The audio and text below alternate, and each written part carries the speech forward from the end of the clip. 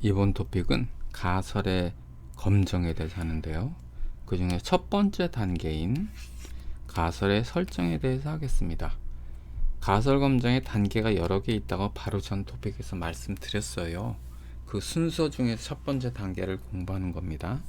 그럼 가설 검정이 뭔지 간단하게만 다시 한번 복습해 보겠습니다. 가설 검정이란 가설을 세우고 그것을 검정하는 겁니다.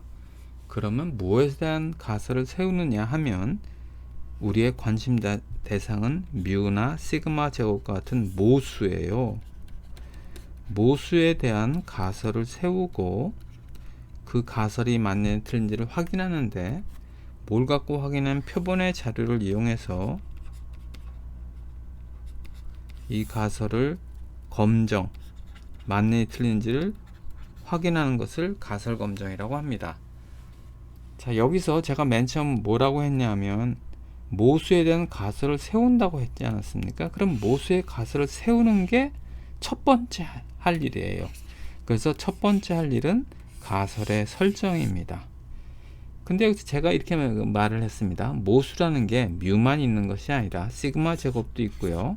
또 조금 있으면 보시면 아시겠지? 모비율, 비율이 있습니다. 모비율입니다. 그래서 저희는 모평균에 대한 가설 검정도 해보고 모분산에 대한 가설 검정도 하고 모비율에 대한 가설 검정도 하는데 그 중에서 1단계인 가설의 설정에 대해서만 해보겠습니다. 모평균에 대한 가설의 설정 한번 보도록 하겠습니다. 말로 하면 이렇습니다. 모집단 평균이 160일까? 아닐까? 이런 게 있을 수 있겠죠? 자, 이런 스타일로 되어 있는 거예요. 이것이 여기서 뮤 제로라고 하는 것은 숫자를 통칭해서 뮤 제로라고 표현했습니다. 여기서는 제가 160이라고 특정한 숫자를 표현했는데 이건 특정한 경우 아닙니까? 일반적인 경우로 표현하기 위해서 뮤 제로라는 숫자를 통칭해서 표현합니다. 가설을 검정할 때 다음과 같은 세 가지 유형이 있습니다. 첫 번째, 두 번째, 세 번째 유형이 이렇게 있는데 첫 번째 유형은 뭐냐 하면 뮤가 어떤 숫자다, 대립가설은 아니다. 귀무가설은 뮤가 어떤 숫자 이하다, 대립가설은 아니다. 귀무가설은요, 뮤가 어떤 숫자 이상이다, 대립가설은 아니다. 이렇게 세 가지 유형이 있습니다. 그럼 다음 질문이 이렇게 들어올 수 있습니다.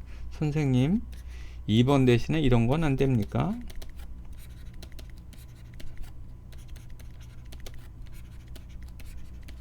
(3번) 대신에 이런 건 안 될까요?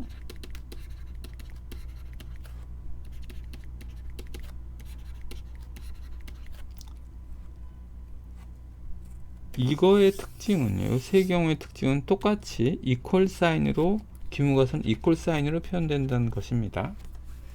그런데 이렇게 해도 됩니다. 책에 따라서 되기도 하고 됩니다. 그래서 책의 반은 이런 스타일로 되어 있고요. 통계학 책의 반은 이런 스타일로 되어 있습니다. 서로 장단점이 있습니다. 이렇게 하면 장점이 뭐냐 하면 빈칸이 없어요. 무슨 뜻이냐면 이렇습니다. 귀무가설과 대립가설은요, 여집합의 관계가 있어요. 귀무가설과 대립가설은 여집합의 관계가 있어요. 여집합의 관계가 있죠. 즉 뮤가 빈칸이 없다는 것입니다. 반면에 이렇게 하면 여집합의 관계가 아니기 때문에 예를 들어서 뮤가 뮤 제로보다 작다고 가정해 보겠습니다. 그러면 여기도 속하지 않고 여기도 속하지 않는다는 단점이 있습니다. 그래서 귀무가설을 채택하지 않아? 대립가설을 채택하지 않아? 않을 수도 있겠네요. 지금 가설이 있는데 둘 중에 하나를 선택해야 되는데 둘 다 선택하지 않은 경우가 발생할 수도 있습니다. 그러나 이것도 나름 장점이 있습니다. 이렇게 하면 검정 규칙을 정할 때 논리적이 됩니다. 반면 이거는 그렇지는 않고요. 어쨌든 장단점이 있습니다만 저는 이것으로 하겠습니다.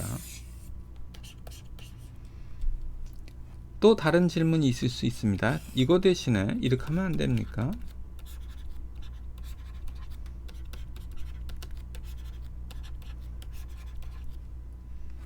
즉 이렇다면 이거 대신에 이렇게 되는 거죠.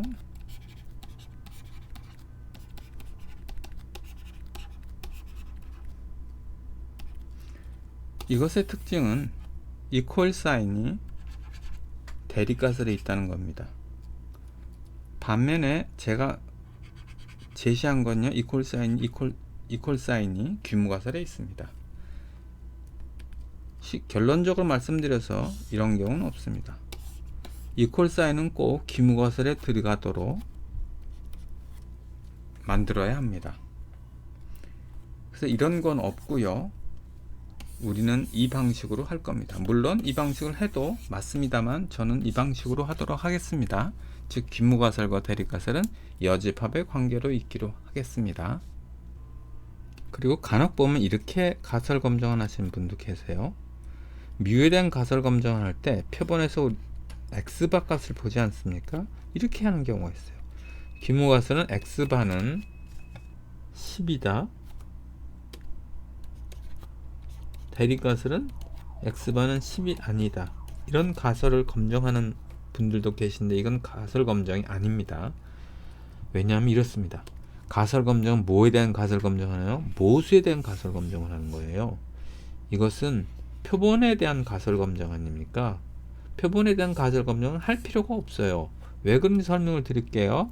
표본에서 값이 예를 들면 x바가 15가 나왔습니다. 우리 표본의 값은 아는 거 아닙니까? 이걸 계산해서 표본 평균을 구해보니 15예요. 그럼 가설 검정을 이렇게 한다면 어느 가설을 채택해야 합니까? 당연히 HA를 채택해야 합니다. 왜냐하면 X바는 10이 아니기 때문에 그렇습니다. 따라서 이러한 가설 검정은 있을 수 없습니다. 그리고 물론 나중에 설명드리겠지만 가설 검정의 기준은 HA를 채택한다, 기각한다는 아니고요. 기준은 H0를, 즉 귀무가설을 채택하느냐, 기각하느냐를 따지지 HA를 채택하느냐, 기각하느냐를 말하지는 않습니다. 근데 편의상 이렇게 말씀을 드렸습니다. 1번 모평균에 대한 검정할 때 가설의 설정은 다음 세 가지 중에 하나를 선택하면 됩니다. 자, 모비 분산에 대한 검정을 해볼게요. 모 분산에 대한 검정은 동일한 스타일입니다. 모집단 분산이 시그마 제로 제곱이라는 건 숫자를 통칭해서 말합니다. 모분산이 어떤 숫자냐 아니냐, 모분산의 값이 뭐뭐 숫자 이하냐 아니냐, 모분산의 값이 어떤 숫자 이상이냐 아니냐, 이렇게 세 가지 유형이 있습니다. 여기서 아까와 마찬가지로 이거 대신 이퀄 사인을 써도 상관이 없습니다. 어떤 책은 이퀄 사인을 쓰고요, 어떤 책은 그렇지 않고 그렇습니다. 그러나 저희 책은 여집합 관계를 하기 위해서 여기는 이퀄, 여기는 이하, 여기는 이상으로 하겠습니다. 그리고 또 여기서도 앞에서 마찬가지로 시그마 제곱이 시그마 제로 제곱 미만 귀무가설이 이렇고요. 대립가설이 이런 경우 존재하지 않습니다. 왜냐하면 이퀄 사인은 항상 귀무가설에 들어가야 되기 때문에 그렇습니다. 결국 이 세 가지 유형만 존재합니다. 근데 이거 할 때 약간 어려운 점 뭐냐 하면 이겁니다. 귀무가설 이렇게 시그마 제곱은 했는데 이때 숫자를 통칭해야 되는데 왜 어렵게 시그마 제로 제곱을 쓸까? 앞에서 뮤가 뮤 제로는 이해하겠어요. 뮤가 모집단 평균이 어떤 숫자단 이해하겠는데 왜 모집단 분산은 이렇게 기호를 쓸까? 여기에 특히 어려운 점은 제곱을 왜 쓸까입니다. 이것에 의심을 품는 분도 많으신데 이렇게 생각하세요. 시그마 제곱은요, 시그마의 제곱이 아니라 시그마 제곱 자체가 기호인 거예요.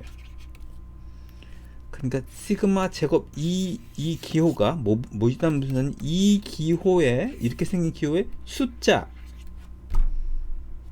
같냐 다르냐입니다. 그래서 시그마 제곱을 하나의 기호로 보시면 이걸 쉽게 이해할 수 있고, 시그마 제곱을 시그마에 제곱한 것이다, 표준 편차에 제곱한 것이라고 생각하시면 요게 이해하기가 처음엔 좀 어렵습니다. 자, 이제 세 번째를 보겠습니다. 세 번째는 모비율에 대한 검정인데요. 모비율이라는 검정은 모평균이라는 검정과 똑같아요. 물론 모분산의 검정에 대한 것도 똑같고요. P가 여기서 모 비율입니다. 모집단 비율은 P0는 숫자를 통칭한 거고요. 첫 번째 유형은 귀무가스 이래요. 모집단 비율은 어떤 숫자와 같다, 대립가설은 아니다. 두 번째 유형은요, 모집단 비율은 어떤 숫자 이하다, 대립가설은 아니다. 세 번째, 그거의 반대로 하면 되겠습니다. 자, 이렇게 모평균, 모분산, 모비율에는 검정을 할 때 세 가지 유형이 이렇게 존재합니다. 가설 검정의 대상은 모평균, 모분산, 모비율만 있는 것은 아니고요. 그 외에 다양하게 있습니다. 예를 들어 보겠습니다. 회귀분석 해석을 보도록 하겠습니다. 회귀분석은 아직 안 다뤘습니다만 나중에 다룰 토픽입니다. 회귀분석의 경우 회귀 모양이 이렇게 생겼어요. 나중에 설명드리겠습니다. 표본의 경우는 내 값은 이렇게 나왔습니다. 그럼 모집단에 대한 가설 검증을 해야 되는데 이때 모수는 무엇일까? 앞에서는 뮤와 시그마 제곱 P였습니다만 이때 모수는요, 베이타 제로와 베이타 1입니다. 베이타 제로와 베이타 1을 추정한 값이 B0, B1인 거예요. 여기서 예를 들면 이런 거예요. 뮤가 모수일 때 이를 추정한 값이 X바고요. 그 다음에 시그마 제곱을 추정했을 때 그 값은 S제곱이고요. 그 다음 모집단 비율인 P를 추정한 값은요, P 해트입니다. 마찬가지로 모집단의 베이타 제로와 베이타 1을 추정한 값은 B0, B1인 거예요. 그럼 이때 가설은 어떤 게 있을 수 있을까요? B0에 대한 가설이 있을 수 있고 B1에 대한 가설이 있을 수 있는데 B1에 대한 가설만 해보겠습니다. 귀무가설 어떤 게 있을 수 있습니까? 세 가지 유형이 있을 수 있겠죠. 모집단의 기울기에 쓰인 베이타 1이 특정한 값이다, 대립가설은 아니다 될 수 있겠죠. 여기서 제로로 표시한 것은요, 숫자를 통칭해서 말한 것입니다. 두 번째 유형은 어떤 유형이 있을까요? 베이타 1이 어떤 숫자 이하다, 대립가설은 아니다. 세 번째 유형은요, 베이타 1이 어떤 숫자 이상이다, 대립가설은 아니다. 이렇게 할 수 있겠습니다. 이건 10이 아니고요, 베이타 1의 숫자 제로를 표시한 값입니다. 물론 여기서 베이타 제로도 똑같이 할 수 있겠죠. 이런 경우는 베이타 1 대신에 베이타 제로로 하고 여기는 베이타 제로 하면 되겠습니다. 마찬가지 방법을 쓰면 되겠습니다. 지금 여기서는 모집단이 하나 있는 경우만 했습니다. 나중 토픽에서는 모집단이 두 개 있는 경우도 할 거고요. 그때 가설 검정에서 가설의 설정은 좀 달라지는데 그건 그때 가서 보도록 하겠습니다.